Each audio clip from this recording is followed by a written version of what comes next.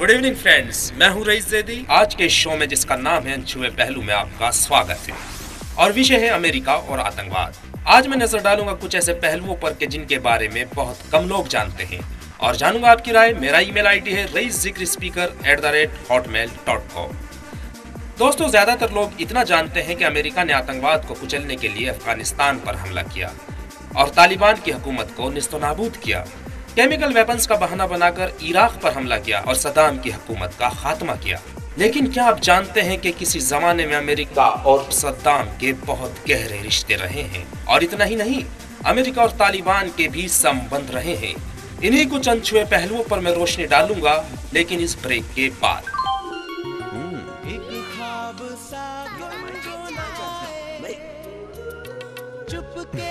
होगा आप दिन रात अपनी मेहनत से अपने ख्वाबों को बुनते हैं और आपके ख्वाबों को हम मजबूती की नींव देते हैं। हम हैं सिद्ध बली सरिया, सपने आपके, नींव हमारी। सिद्ध बली TMT सरिया। ब्रेक के बाद आपका स्वागत है। जी हाँ, मैं बात कर रहा हूँ कुछ ऐसे लोगों के बारे में कि जिन लोगों से अमेरिका की दोस्ती थी, वही लोग दुनिया के सामने आतंकवादी और अमेरिका के दुश्मन बनकर उभरे। आइए सबसे पहले बात करते हैं तालिबान की।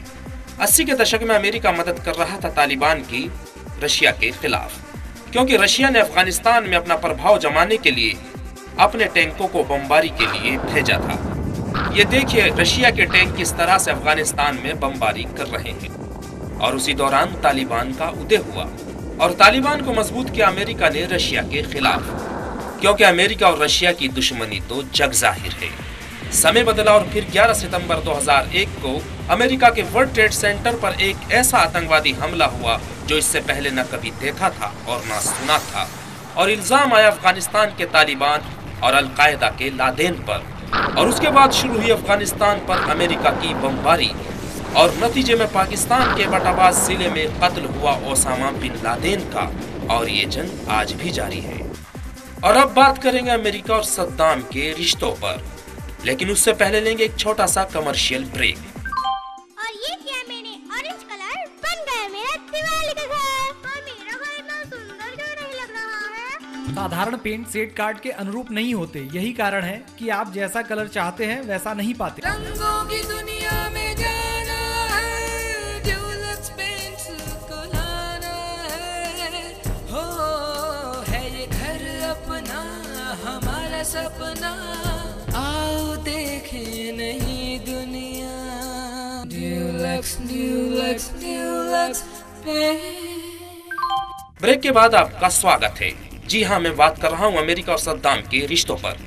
ये देखिए 1983 का एक वीडियो जिसमें अमेरिका के विदेश मंत्री डोनाल्ड रम्सफेल्ड इराक के तानाशाह शासक सद्दाम से हैंडशेक करते हुए दिखाए गए हैं। ये दोस्ती क्यों परवान चढ़ी? वो इसलिए कि इराक के तानाशाह शासक सद्दाम ने अपने एक पड़ोसी मुल्क ईरान पर हमला कर दिया था, और उसी दौरान ईरान की जनता ने अमेरिका समर्थक शाह हुकूमत का तख्ता पलटकर वहां पर एक इस्लामी गणराज्य की स्थापना की थी। तो दुश्मन का दुश्मन दोस्त होता है, इसलिए अमेरिका ने सद्दाम को ईरान के खिलाफ एक मोहरे की तरह इस्तेमाल किया। लेकिन 1988 में 8 साल की लंबी जंग के बाद सद्दाम को अपनी हार स्वीकार करना पड़ी और जंग बंद हो गई।